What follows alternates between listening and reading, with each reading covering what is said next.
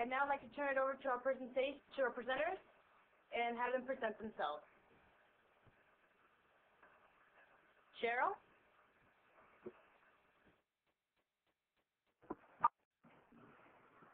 Now *7 to unmute your line. Who doesn't even know how to do it. I'm Cheryl Schreff, and I am a Technical Assistance Coordinator with the TA Partnership and have been involved in a study with USF, which I'll tell you about in a little bit, on conflict and systems of care. Beth? Hello? Hello, Beth? This is Beth Burns. Yep, you want to introduce yourself? Yes. I am the Executive Director for Families, Etc., a family organization that was born out of the McHenry County System of Care. I am also in the role of Lead Family Contact for McHenry County Family Care. Thank you. Brenda? Hi, this is Brenda Conradi. I'm the Project Director for One Community, One Family, which is the Southeastern Indiana Systems of Care. And thanks, Brenda. Pat? Hi, this is Pat Baker, and I am a family member and the former executive director of the family organization, Utah Federation of Families. I also was involved in the system of care community in Utah, the frontier counties.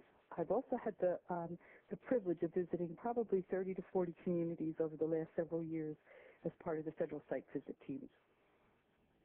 Thank you, Pat. Next slide. This is Cheryl, and I'd like to give you a little bit of background about where this topic is coming from. I was a part of a study group, a team out of USF, University of South Florida, and we did a survey, I think like 4 years ago, on conflict and systems of care. And it was a study that was funded in part by Macro. And we sent out surveys of governing boards, 86 system of care sites, and asked them about conflict in their organizations or initiatives in 10 areas. And you can see on the screen that the 10 areas we asked about were prior history, incompatible goals. This is the ranking, actually, of how it came out.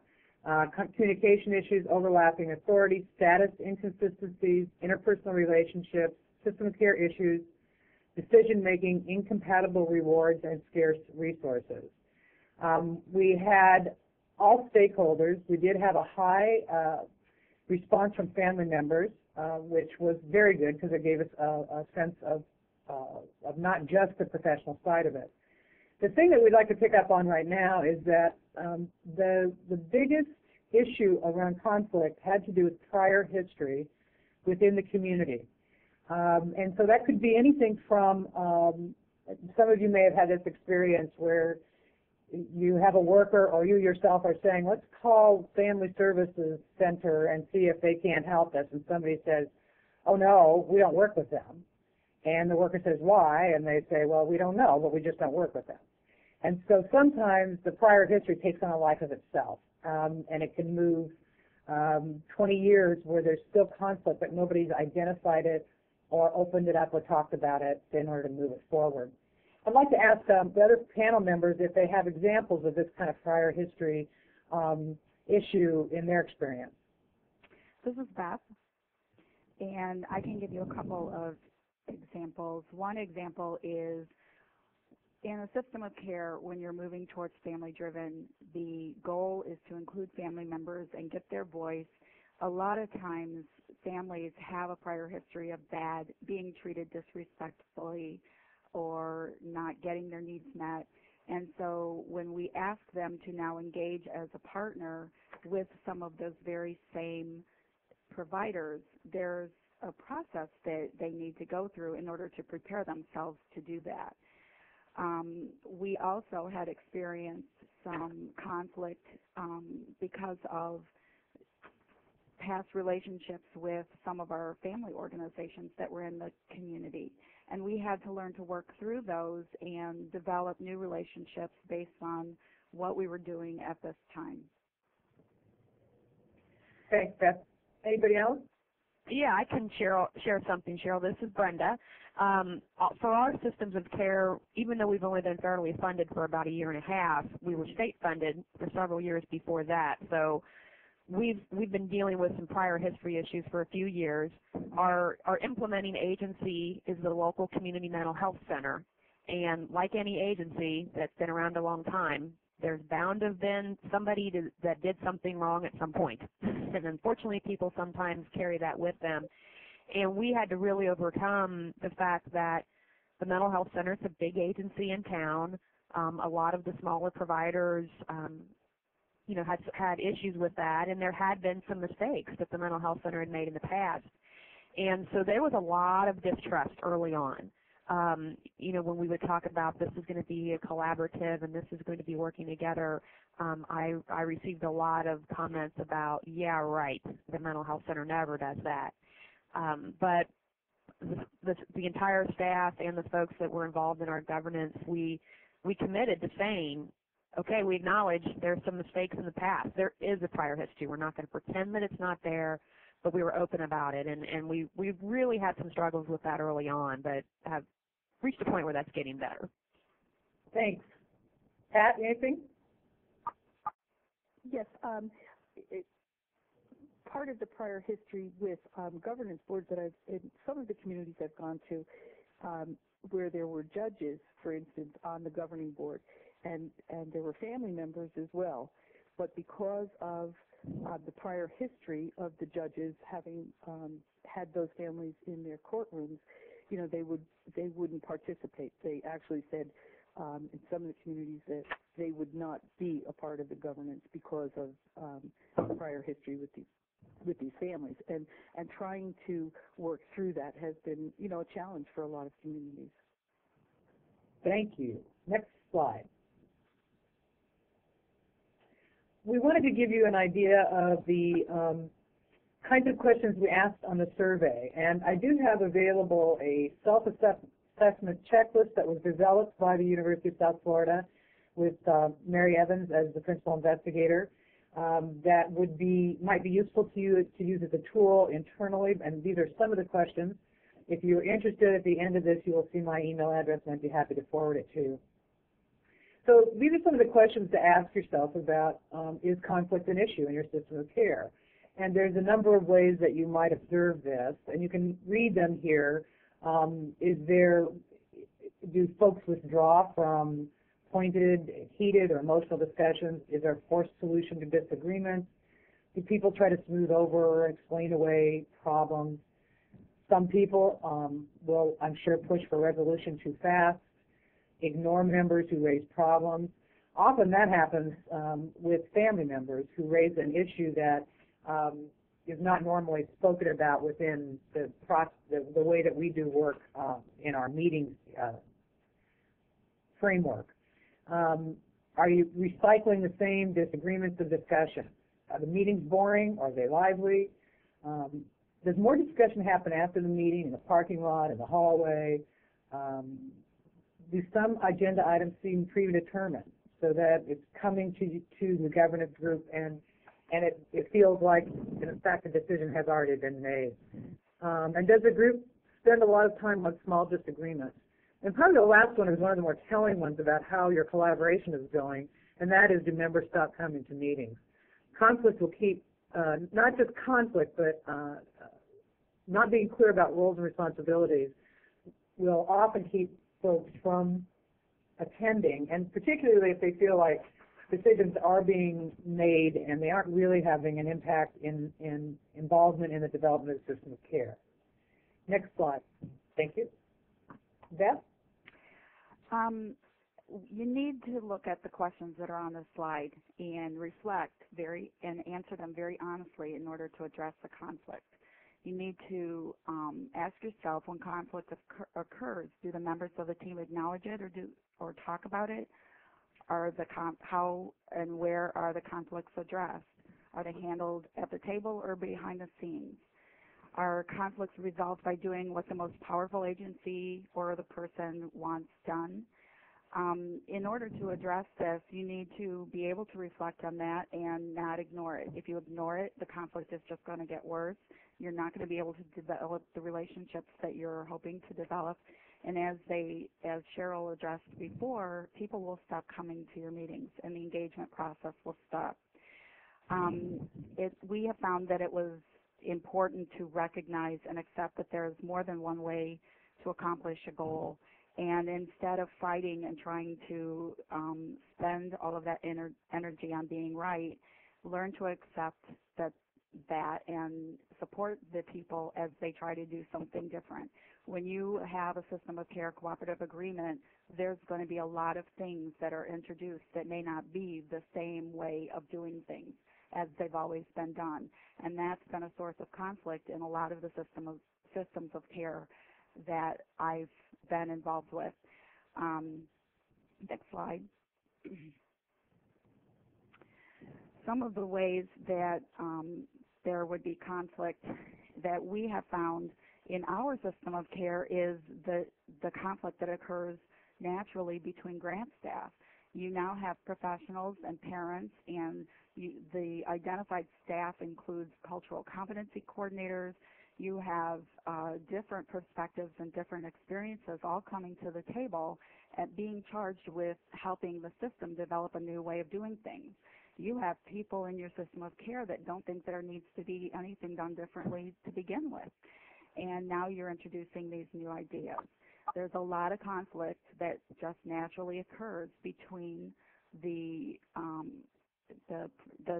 typical providers and the youth coordinator that is now asking that we include youth in everything, in all of the decisions that are made, and getting the youth voice at the table. There's conflict in trying to operationalize that. When youth are involved in school and you have most of your meetings during the day, there's conflict that occurs between parents and the lead family contact that's trying to advocate for the needs of parents when the way of meeting and doing things and conducting business is not always very family friendly.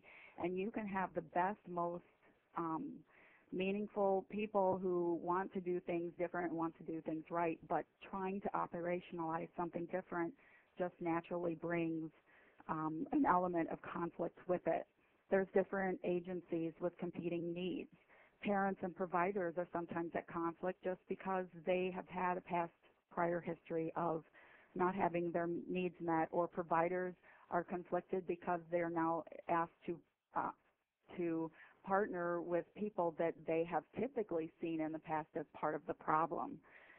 Family organizations that are doing similar work but under different philosophies will sometimes have conflict because they don't know how they're supposed to work together and meet the needs of the families when there is such a difference in their philosophical beliefs. And then, one of the biggest sources of conflict that I hear about all of the time from different family leaders is the sharing of the power with families. It involves having to partner with very strong individuals who are committed to the true value of family-driven. And that's not always easy. Even somebody who is completely committed to that will sometimes find conflict when it's time to really, truly share the power. Next slide. Pat, did you want to say anything about the power sharing piece? I think Beth did a great job with it. I think that there is that, families are kind of one down oftentimes in the system of care development, and I think Beth handled it great. So, okay, great. We will have questions after this and comments, but I think what we really want to, one of our major messages here is that conflict is normal. And in the development of any kind of a transformation or systems change initiative, as we all know, we have worked in systems of care, or you're currently working in systems of care, and you were funded because your community made the case that some things needed to change. And you put forward your ideas about how that change might occur. And so once you get the cooperative agreement, then you will set about trying to work at the strategies to make those changes. I mean, when you're doing any kind of change or transformation where conflict is going to be normal because everybody's not on the same page. And truthfully, you don't want everybody to be on the same page. You want to figure out how you're going to deal with conflict as it arises. But we're trying to make dramatic changes. We're trying to help families think about things differently for themselves, to empower them. We're trying to help professionals to really do a paradigm shift in their thinking about families and how they can drive their own care, youth, how they can guide their own care. These are very, very huge paradigm shifts for all of us. And once you get into it, it becomes uncomfortable. Even with all of us go into this being very well-intentioned, and everyone is very willing and wanting to make things work the way that the community has designed it. And yet, when it comes down to actually implementing it, it can be uncomfortable.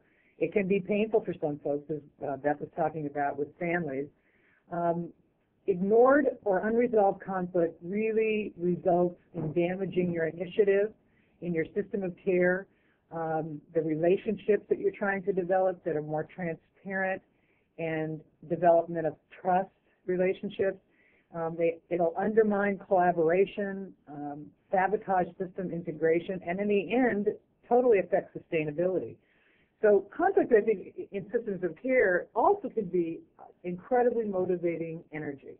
And that's how we want to look at this, is that conflict, embracing it is an opportunity for growth. That by accepting the fact that it's normal, by looking at it to say it's going to happen, how can we use this creatively to really make a difference for our community?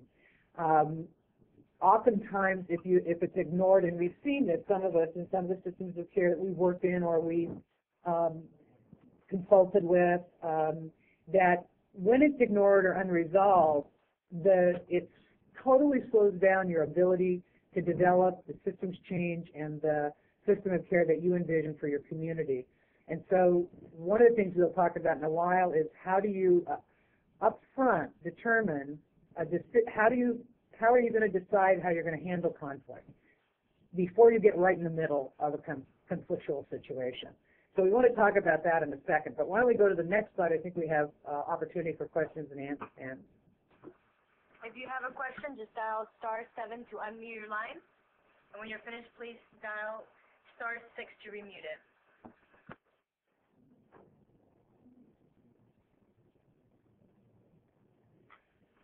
Does any of this resonate with anyone that's on the call?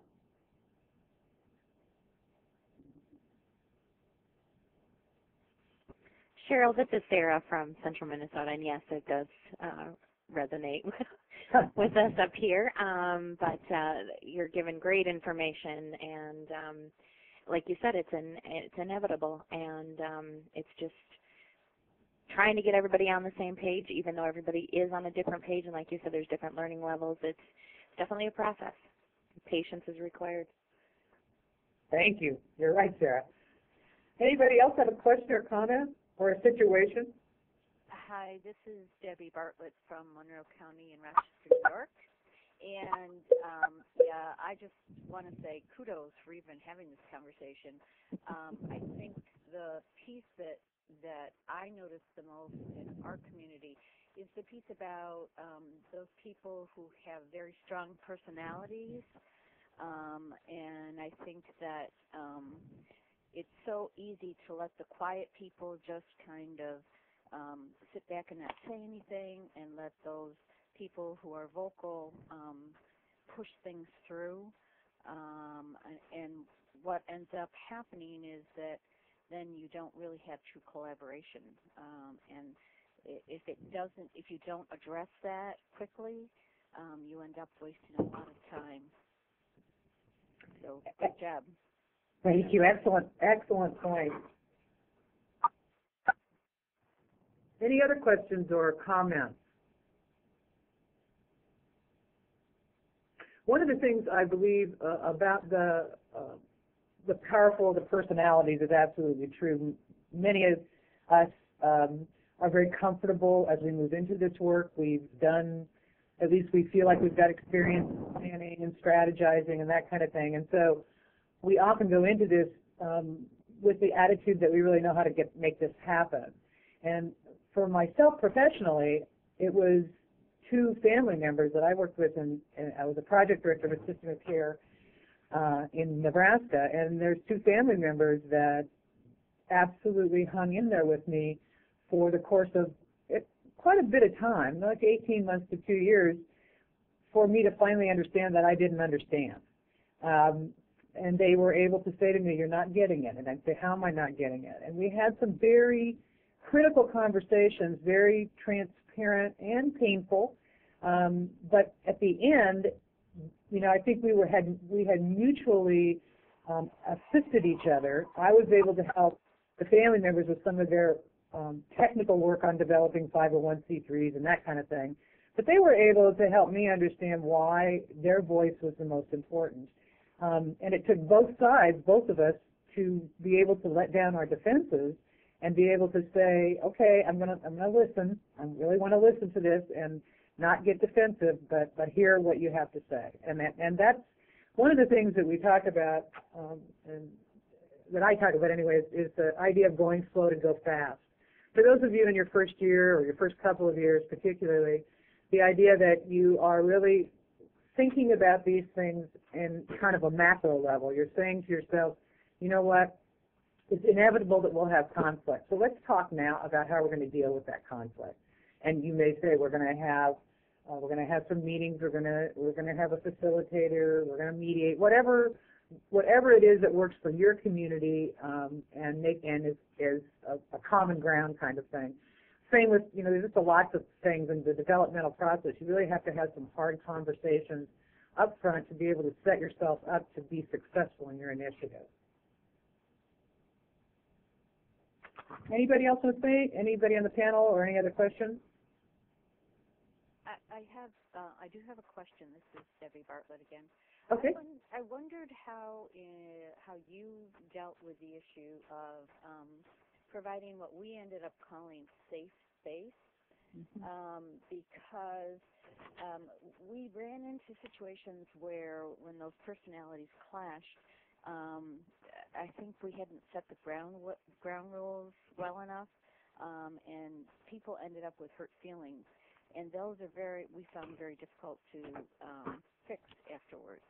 So I'm kind of wondering how you dealt with that up front in order to avoid some of that. So what you're saying, Debbie, is that you developed the idea of safe space after some incidents occurred. Yeah. Okay. All right. Well, sometimes, honestly, I think that when we don't think about it ahead of time, that's going to naturally happen. And I think if knowing what you know now, and for those others of you on the call, to know that that's one consequence, certainly unintended consequence, of trying to do systems change work. Does anybody else on the call or on the panel want to comment on this? This is Beth. I think that it's great that you've recognized that there is a need for that, because when we work with families with wraparound, that's one of the first things that we acknowledge, that there will be some things that are shared, that we need to not personalize everything, that sometimes we might hear things that are hard to hear, but that in that context, nothing will be shared outside of that meeting. And I think sometimes that we forget that very basic value of, in order to develop true relationships, in order to develop that respect, you need to be able to be honest. And sometimes people don't recognize that you need to know that this is a safe place to do that. Some people just come at that naturally and others don't. And I think just by acknowledging that you need to implement that and that you need to state that out loud and give people the opportunity, and then follow up with not judging them for what they have shared, not judging them for the experiences, and not coming back. Family members are very hesitant to be honest and put things out on the table because they're afraid of retaliation and losing services. Some people would be appalled that they think that, but they do. Other people are afraid maybe of losing funding because they say things that are honest and need to be open and need to be put out on the table. But if you don't acknowledge that there needs to be a safe place to do that, and if you don't make that happen and make a conscious effort of allowing that, then you're just going to keep feeding and fueling the conflict. Debbie, can you tell us a little bit about the safe space that you've created, how you went about doing that and what it looks like? Yeah, I think it was finally a kind of an acknowledgement that if we were going to open up and talk honestly with one another, that we had to feel as though those of us who were perhaps less assertive had to feel as though it was okay to say things and that there was not the risk that we were going to be, in quotes, attacked, because sometimes that's how it felt. And so what we basically did was we said, okay, everybody is entitled to their opinion. Everybody comes from a different perspective, and we have to look at all of those perspectives and be able to accept them, and then figure out how do we work together. Does that make sense? It does. Thank you very much. These are the kinds of things that we're all discovering as we move through this process that is really probably more true collaboration than most of us have ever experienced. Hey, Cheryl, would it be okay if I offered one other comment? Absolutely. My name is Liz Waitzig, and I am actually a mediator and have been working at the Georgetown TA Center for a while on conflict in systems of care. And one of the, I think it's really important to bring up this idea of environment, because the environment will has such a great impact on your ability to collaborate and trust. And there was just a couple things I was thinking about. One is that the intent to create that safe space goes a long way. Mm-hmm. Just that you're willing to engage in that dialogue and pull everybody into that dialogue to make sure that people get to say what's important to them about making a safe space or an environment work for them.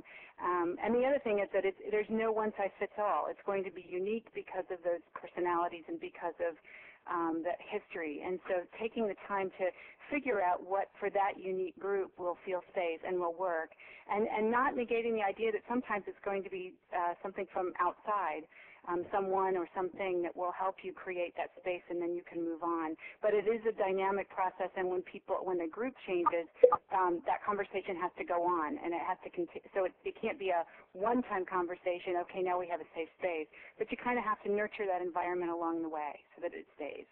Thank you. Appreciate that. Why don't we go on to the next slide? And Brenda's going to talk with us about this. Yes, this is Brenda. Yeah, I want to talk a little bit about, and I think we've already got into that discussion with some of our question and answer session here, but talking about what are some strategies that can be implemented to foster some good collaborative practice to maybe, we can't avoid conflict, but to better handle conflict, because conflict's going to happen, especially with a change initiative like systems of care. It's going to happen. But how can we handle it, and how can it be more respectful and productive? So, one of the first things we have listed here is clarifying values, that each voice is valid. And I think that, when I think about clarifying values, we all come to the table with something different, for some different reason. With juvenile justice, with family members, with youth, with child welfare, we're all there for a different reason. But the truth is, when you kind of peel back all the layers, there is some common values, I would certainly hope, underneath. And it may be as simple as all of our missions have something to do with children, and it may not be that they're all exactly the same, but we all want what's best for children and families in the end. We may not agree on how to get there, but at least we can start with that. What are our values? What are the things that deep down we all value? Team building, whether it be the governance group, the staff, whatever, it's going to be important to do some team building to bring that group together, because without the team building, that feeling of safety is not going to occur. These people need to get to know each other, to have some ownership of the group, to have some discussions about why are we here, what brings me to this group. And I think that just almost some informal getting to know each other, and be it a retreat where people have some fun, and laugh and get to know each other, that all helps people feel more comfortable when they do have to maybe say some hard things to each other. educating each other is extremely important.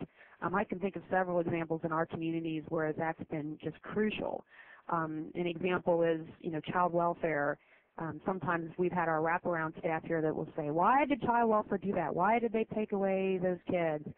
But instead of us sitting in our offices and saying, why did they do that, and we just don't like them, we will call and say, hey, let's talk about this. Can you explain to me the mentality behind this? Help me understand your mandates, what you're doing, so that I can help understand from my perspective too.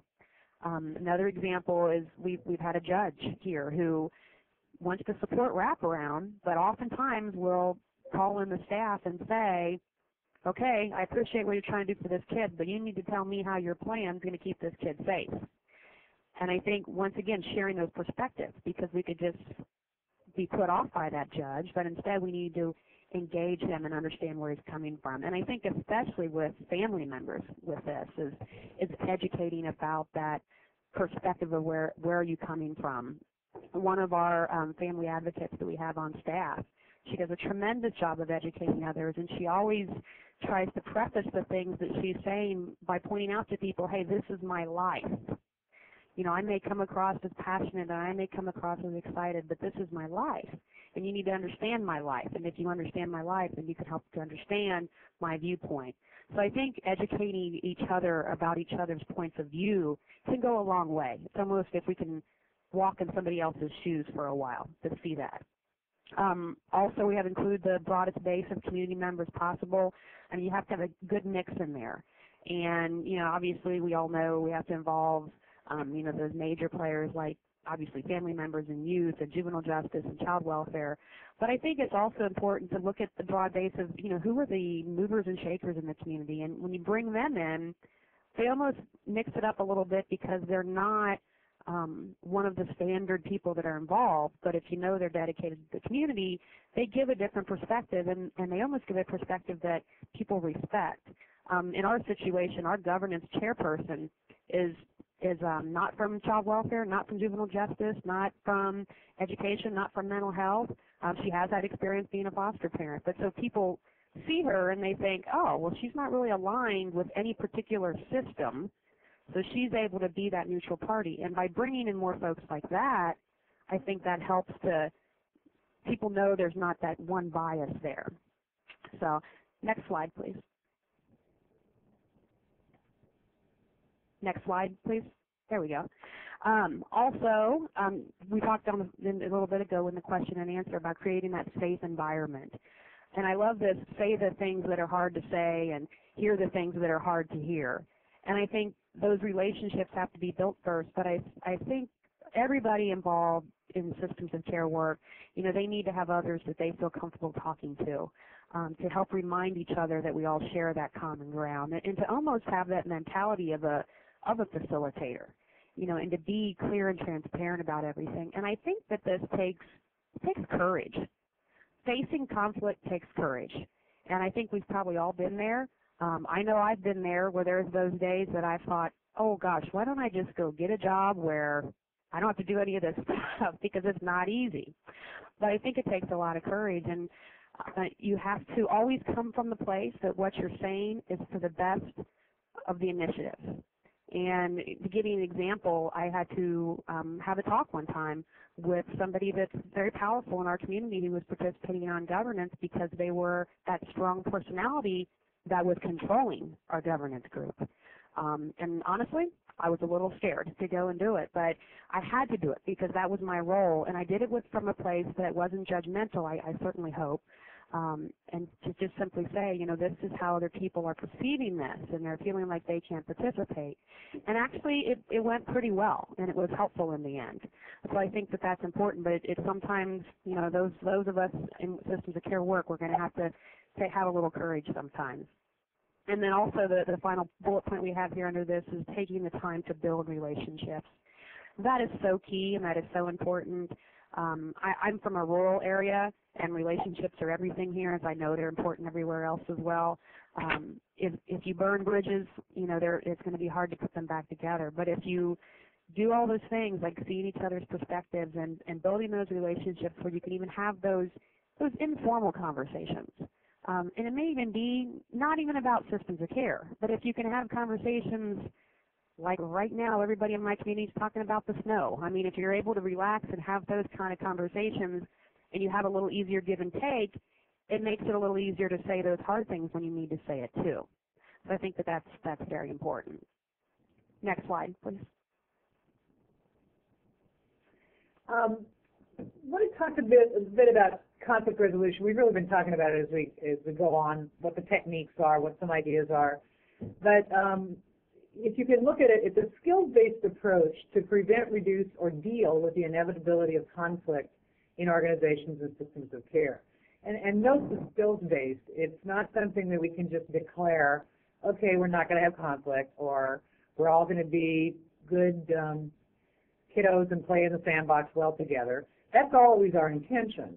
But this is where we're talking about understanding there's going to be conflict, and what are the approaches that you would like to consider as you move forward. Next slide. I can't remember if that's the question slide. These next couple slides are talking about strategies to reduce potential conflict within your team. We've talked some of this, but and someone mentioned ground rules. You really need to take the time to clarify your values and agree on a shared vision. I was involved once with a collaboration between a women's substance abuse treatment program and a battered women's shelter. And we had to spend almost 2 years talking about the basic value differences. At the time in substance abuse treatment, you never believed the client. At the time and now, and domestic violence, you always believe the client or the woman involved.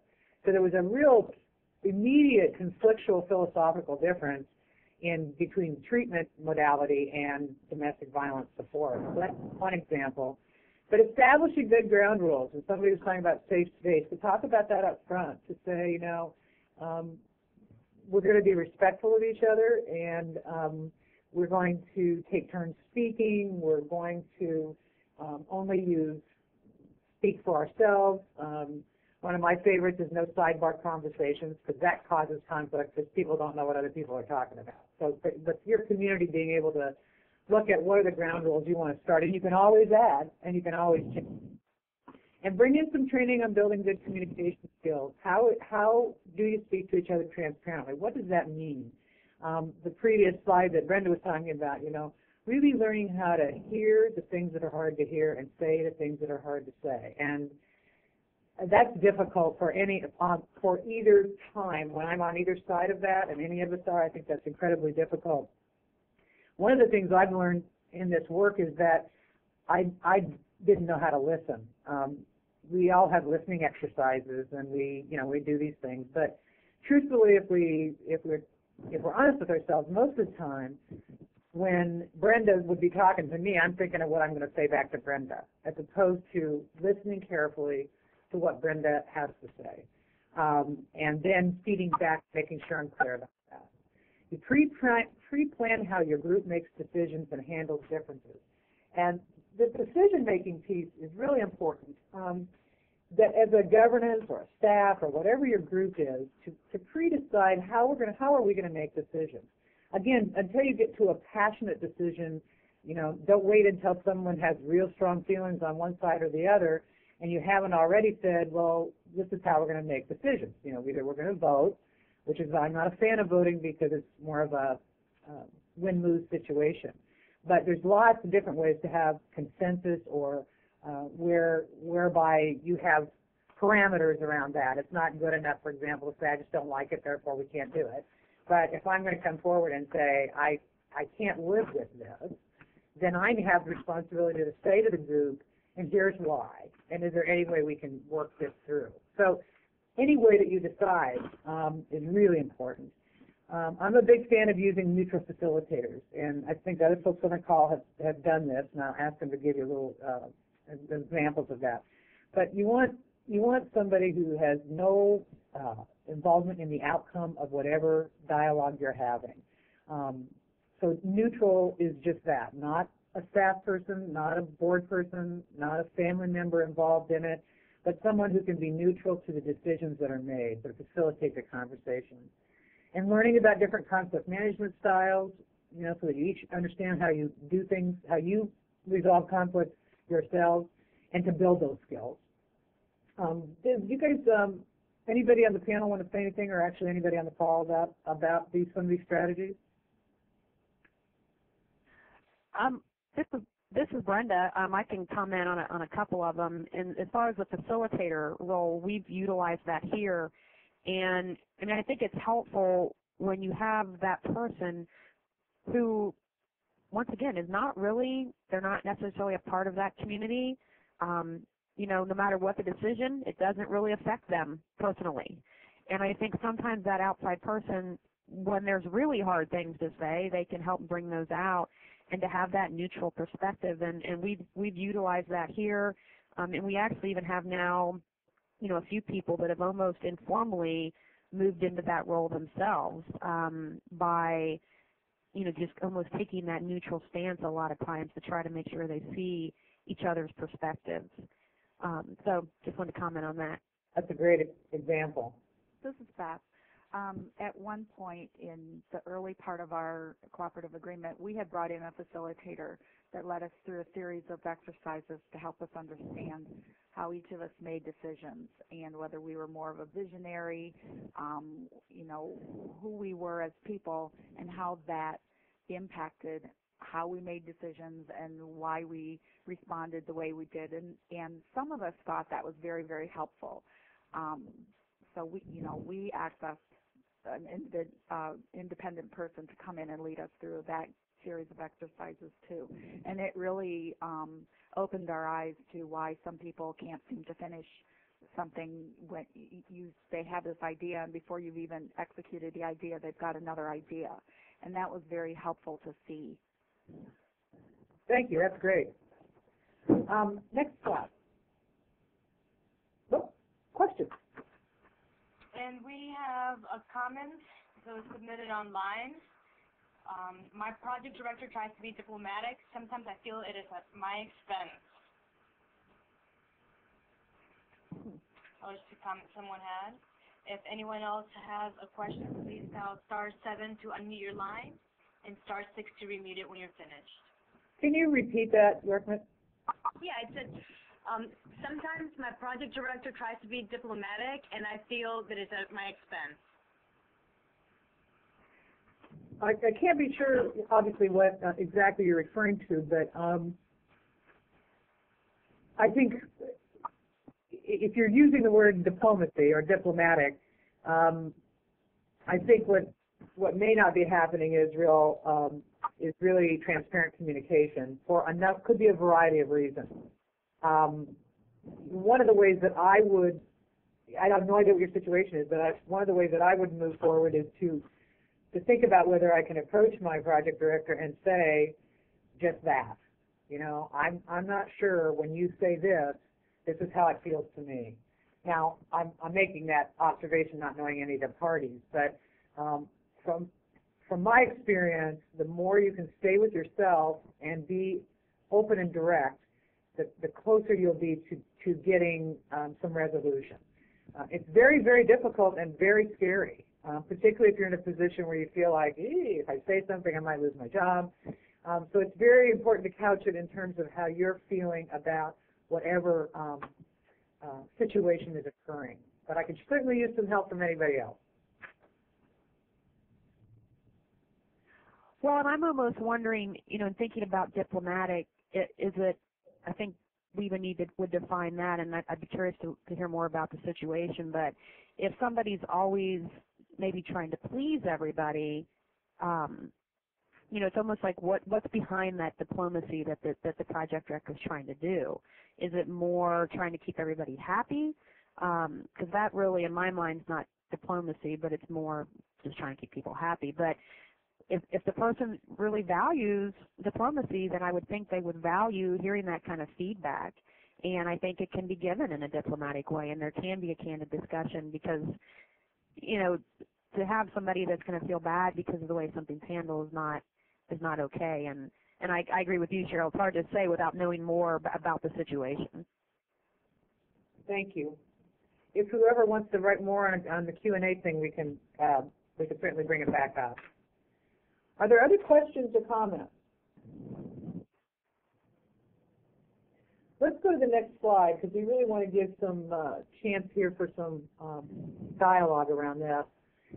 So we've talked about the potential to reduce conflicts, the ways of clarifying, establishing ground rules, training on communication.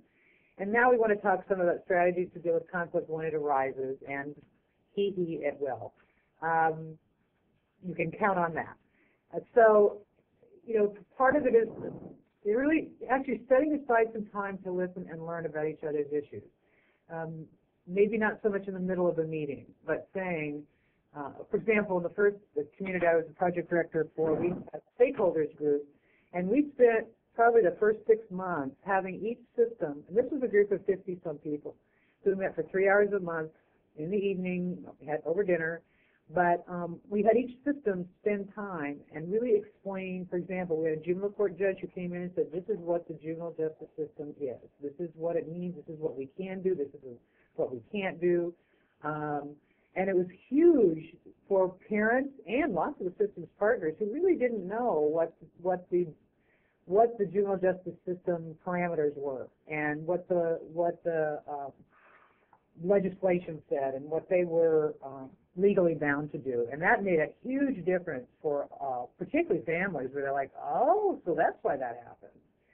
So even understanding each other's systems is really important. And then when you get to a point of saying, I don't think I understand what you're saying or I don't get it, to step aside, set up a time and sit down and say, tell me, this is what I don't understand, and here's why I'm concerned about it. And really beginning to have that honest face-to-face kind of dialogue. That's really what a lot of this is about, is obviously transparent communication. Clarify, clarify, clarify. You know how you play the game telephone, and by the end, the thing that started at the beginning of the telephone line is nothing like what gets said at the very end. And so what you want to do is we're really trying to make sure we listen hard, understand the underlying interest. Here's the thing about conflict, I think, in system of care, is that everybody comes to the table with underlying interests. That doesn't mean they have hidden agendas. That's not the same thing. I'm coming into this from child welfare, for example. I'm coming into this system of care because we haven't done so well on the CFSRs, on the federal reviews, and we have a lot of stuff on our program improvement plan. My underlying interest is ultimately kids and families, but my underlying is helping my system do better. So if you can help each other identify what those interests are that bring you to the table, and then what are those points of not only of common ground, and then what are maybe the points of disagreement that need to be identified. One way of doing this, I've seen communities do, is to sit down with the systems that are involved in the system of care and cross-review each other's strategic plans and look for the common ground in those strategic plans. And I guarantee you almost everybody will have 2 or more areas that they're trying to work on the very same thing. So you're saying, here's the common ground for us, and this will help our collaboration, and it'll also give us a place where we can talk about disagreements if we have them. And taking the time to continue to explore potential resolutions until you reach agreement. Remember back in the beginning of our conversation here today, we talked about does your system of care governance just continue to recycle issues? And if that's happening, it's because you never really reached agreement on it. You may thought you did, but somebody didn't believe it, or whatever. And I think it's really important to keep exploring that and then have those things in writing. One of the things in one of the projects I was the director of, we actually took some values and principles and had them made into like giant posters and had them all over the walls so that we could look at those and remind ourselves why we were all in the same room together. And it's subtle, but it's very powerful when you when you look up in the middle of a passionate discussion and you say, we're all in this for the kids, and you see that and you think, okay, then I'm thinking I'm there. And then assure that everyone's issues are addressed. know how many times I've been in meetings where and particularly family members or you will say something, and because you're not in a place of really having a dialogue about things, that person will be often ignored. I mean, I've seen it where people say, well, okay, thanks for that, and then moving right on into another discussion without saying, tell us more about that, and should, is this the place for us to talk about it, whatever. But if everyone's issues aren't addressed, then you're not going to have a true collaboration. That's when conflict is going to arise. Some people will come to the table because they believe they have underlying interests that can be met, and sometimes that might not be the case. So it isn't that every single person has to get every single need met, but where there's that common ground, what are the issues that they're bringing to the table? Next slide. We're just giving you a couple of techniques, and these are simple, and there's tons more, but the reason I put this up is facilitation versus mediation, I shouldn't say versus, and mediation, is that people, I find, often shrink from the idea of mediation. It seems scary, it seems like therapy, it feels too focused. And so what I've tried to do is to say there's facilitation and mediation are really two different processes. The facilitation is used to manage a group and develop a program, strategy, initiative in order to accomplish a desired plan or outcome. So we all come together and say, you know what, we need a juvenile assessment center in this community. And so we're going to get this group together, and we're going to have a facilitator help us move through the process of developing this idea. Mediation is a process that's used to resolve identified conflicts or disagreements and find a solution that all parties are able to be comfortable with. And I'll give, for example, I had a mediation when I was a project director of my first community. We actually had a mediator mediate between myself and the PI because we were not on the same page, and we weren't able to get there by ourselves. And literally after a couple of hours, we were able to realize that we were saying the same things, just sort of in different ways, and we were able to come to an agreement that we were each comfortable with. Has anybody tried either of these, and what's the result been for you?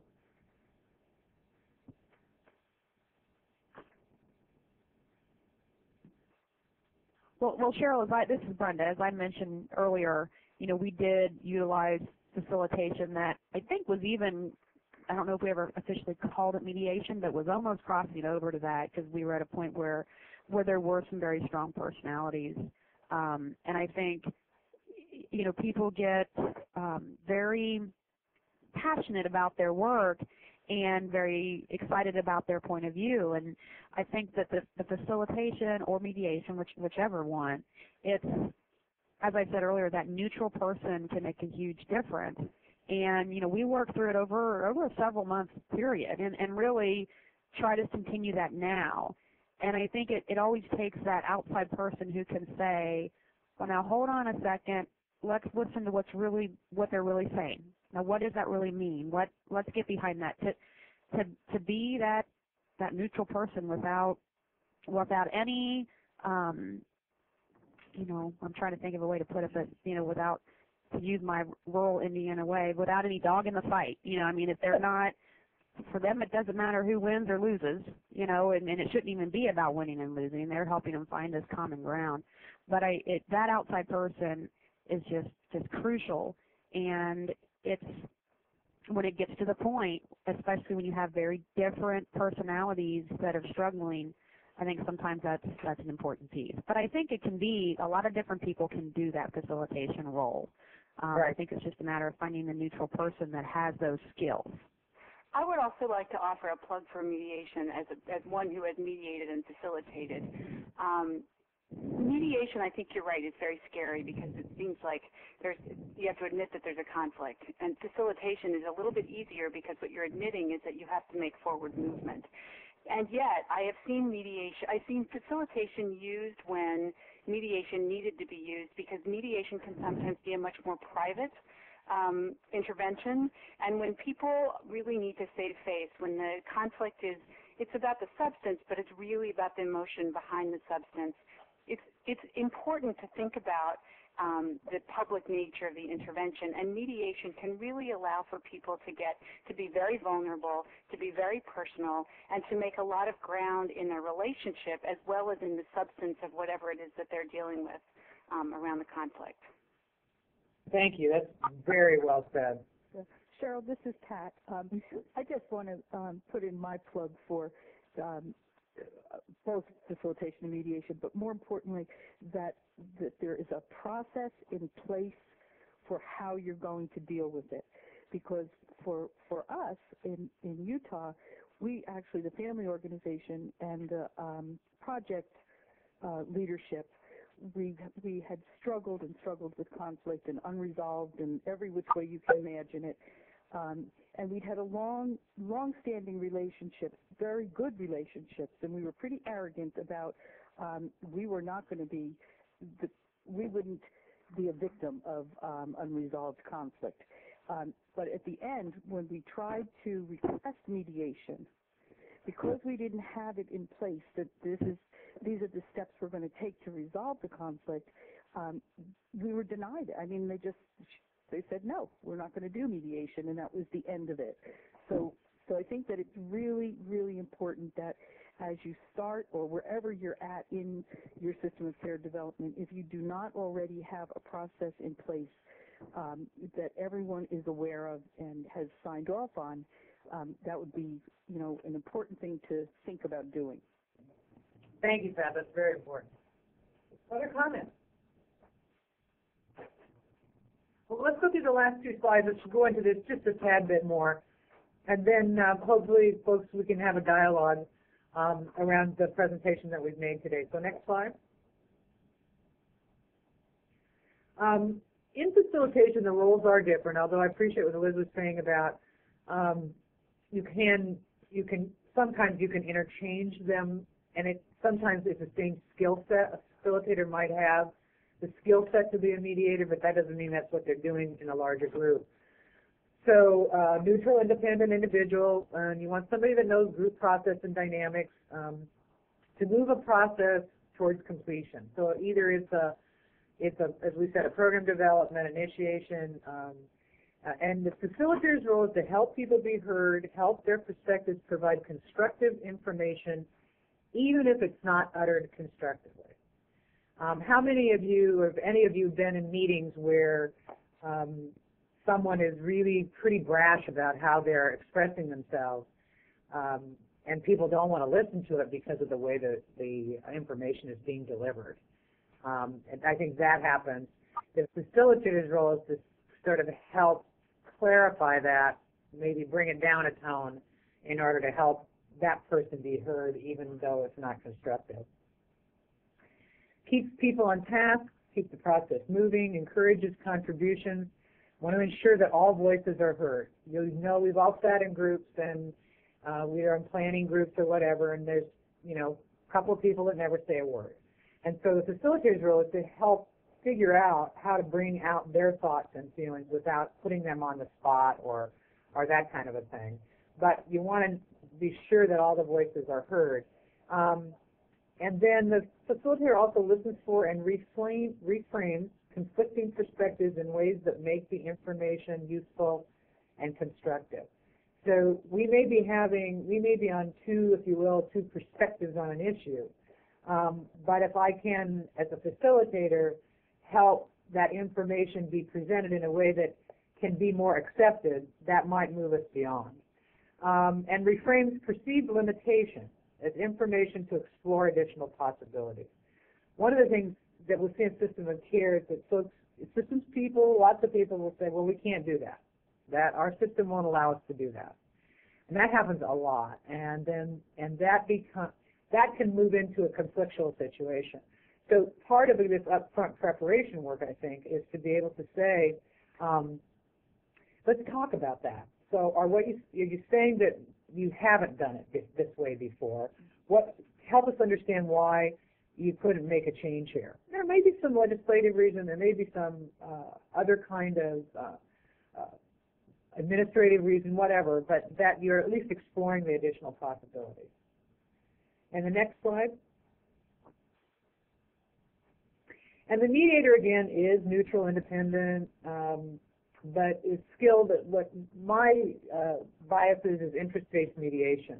And basically what that means is that if I'm going in to do a mediation with two people, say, that I want to know where the interests of each person lie. And Liz made a great point about the feelings behind the substance of the issue. I remember doing small claims court mediation, and you know, it would be $250 that the landlord didn't want to give the money back to the renter, and we would sit and talk and really identifying what the interest wasn't the $250. It was about the landlord either feeling like the people were going to stay and they betrayed him by moving, or they didn't leave the property exactly as pristine as he wanted, whatever. There was some other kind of disagreement that was going on. Using an informal but structured approach, clarifying constantly the interest of all parties, listening for common ground, reframes the interest for common ground. Sometimes people will be saying the same thing, but in incredibly different ways, and they're not hearing each other. Based on all parties' agreement on the common ground, help frame solutions. Honestly, mediation, almost all of that work is identifying interests, clarifying, re-clarifying, reframing, and once you've done that and everybody's on that place, actually coming to solutions is relatively easy once you've gone through the first part. It also levels power imbalances. So in that kind of a setting, it doesn't matter whether I'm the director of the mental health center or not. I'm on equal ground as a personal mediation, and help parties to come up with their own solutions. The mediator's role is not to come up with ideas, but to listen for the ideas that are already there and come up, help them come up with solutions. Next slide. Okay. And we have a comment online. Okay. My project director and I have a good relationship, but I feel she does want to keep the powerful people happy. I am the lead family contact, and I'm starting to assert myself more now that I have been on staff for a year, but it is hard to know when to let the powerful people win. I do not feel comfortable in staff meetings, governance board meetings, saying conflictual things. I do speak up, but not in that manner. Well, now that was very transparent. Good for you. Go ahead. No, this is Brenda. I was just going to say, you know, I think I can almost comment. We've had some similar situations here. A couple of years ago with our family advocate, we didn't have a cooperative agreement yet, but we did have family staff. And very early on, I had a lot of those major decision makers in the community calling me and saying, well, Brenda, you've got to do something about her. She can't talk like that in the meeting, and she can't ask us to do this, and she can't. And the way I handled it is I would hear what they had to say, and then of course I would try to come back at them with, you know, we do need to listen because this is her life. This is how, you know, this is not of her job. This is about her child and other people's children. And then on the other side, I talked to the family staff, and her and I talked about kind of how to come across, be assertive, but not turn people off completely.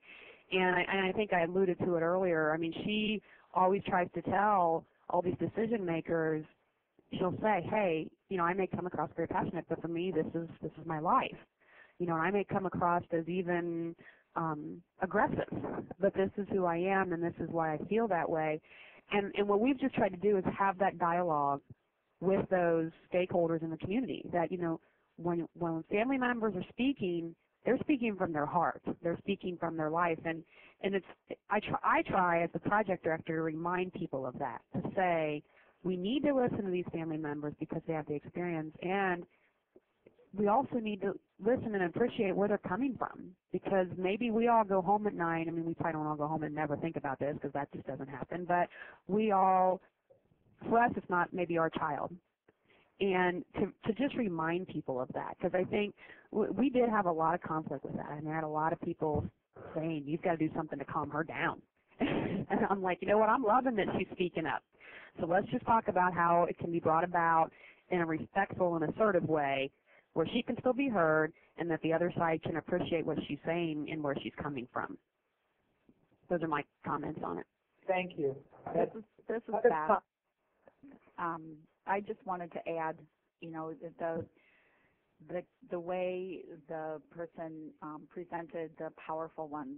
I know that it's sometimes very hard when you're in the lead family contact position to understand that you also have power. You don't realize sometimes that you have as much power as you do. It's a shared power process, and it's not always easy to get to that point. But I agree with Brenda. Sometimes you have to learn how to present your cause, present your case. You have to take yourself, almost remove yourself from the position of being a parent that's coming at that from the heart level, and educate yourself and learn how to present yourself in a very fair manner, being assertive but not aggressive. And sometimes the families that come to this work come to it for all of the right reasons, but we haven't all had an opportunity to learn to fine-tune our message, and that takes time. One of the things that I did very early before I even started in the system of care is to find a champion, because I was one of those parents that went to these meetings and then people were telling others, you know, you have to stop her, you have to shut her up, because I didn't learn how to present myself until much later. So if you can find yourself a champion who understands the position you're in, who understands why you're there, and the fact that you are there for a very specific reason, and that your message is not always going to be embraced by everybody, it's going to be easier to get through those days where you feel like you're having to relinquish power to the powerful ones, because that's always going to be there, and that's a conflict that's always going to be present, and you need to learn how to embrace that and get through that, and that's easier said than done. Yeah, and this is Pat. I guess, you know, certainly I agree with what Brenda and Beth have just said. I think there's also the piece to go back to that setting those ground rules about this is a safe place. I mean, I don't know whether it's a question of your style or whether there's fear of retaliation or, you know, losing your job or what those reasons are that are hindering your feelings that you can speak your mind at these meetings. But I think that to go back to what was said earlier about this, that establishing a safe place so that when you can, when you're in a staff meeting or in a management team meeting, where you really can say what you need to. And again, in a way that can be heard. But I can remember, you know, I've been doing this for a long, long time, and 20 years ago, I would be at a interagency meeting, and the only thing I knew was that somebody said something, and it made my stomach hurt, and I couldn't even articulate what it was. So it is, you know, a learning process, and certainly to find a mentor, but also to there are other lead family contacts. You know, there's a community of lead family contacts, and I think we all need to share and support each other through those difficult things. It is a difficult role to be in, and I'm grateful to be out of it. Thank you, Pat. You know, you hit on. I want to remind everybody on the call that you have a lot of technical assistance at your disposal, and that a lot of that is to be able to talk about some of these hard things. There are family lead calls monthly, nationally. There are calls for project directors. There are calls for that are organized by various technical assistance staff. We call them affinity calls. And if you don't know when those are, you can do two things. Check the TA Partnership website, but also call your technical assistance coordinator to find out when those are occurred. Make sure you're on the list of those. And these are conference calls that occur where these kinds of things are talked about in problem solving and process. Some training takes place. Also, there are family involvement content specialists at TAP, Marie Nairos and Kim Williams, who are available to work with families and family leads on these very issues of how do you how do you move beyond when you're challenged like this? Other comments? We have another question. Okay. What is the best way to find a facilitator or mediator? It depends on where you are. Now, most states have what they call dispute resolution centers. Here, I happen to be in Nebraska right now. They're called mediation centers, but they are run through state government. They're nonprofits, but they're funded through the state. There are local mediators there that are facilitators. And for example, I went through the training here, and I did basic group facilitation training. I did some training on public policy facilitation, some training on family group conferencing. There's all kinds of resources in those kinds of settings. You can also check with your technical assistance coordinator, because there are some consultants that are also available should you want to use somebody from outside your community. The biggest thing for me is just knowing that they have experience. And I would suggest, as honestly with any consultant or person you bring in, that you ask for references, and so you can check with other groups about how that person might have been successful with them in the process of facilitating. Other questions or comments?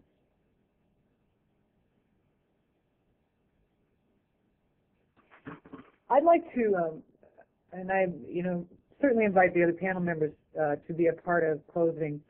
This is a very difficult conversation that we're having. It's even difficult to have the conversation about conflict, let alone deal with the conflict when it arises. And I give all of you, I see that almost everybody stayed on the call, which is in the webinar, and I give you a lot of credit for spending this hour and a half taking it and thinking about how this might relate to you, how you might be able to do something within your community to help resolve what is going on or how things might come up. So I congratulate all of you for being on the phone, and please know there's one more slide that this is our contact information. You certainly can feel free to contact any one of us for further ideas or ideas about facilitators or just the process itself. And I think we've all, this is like the fourth time we worked together as a team, and I think we've learned a lot from each other, and we continue to learn as we are faced with new challenges in the development of system of care.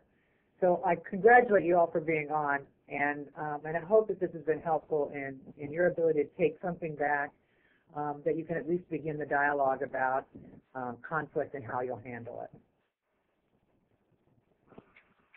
Yes, thank you very much for joining the webinar today. I'm actually going to direct us to an evaluation form. Please take a moment to fill this out. It's just a very short evaluation form. And if you're joining us by phone today, you will have an opportunity to fill this out in a follow-up email. Thank you very much.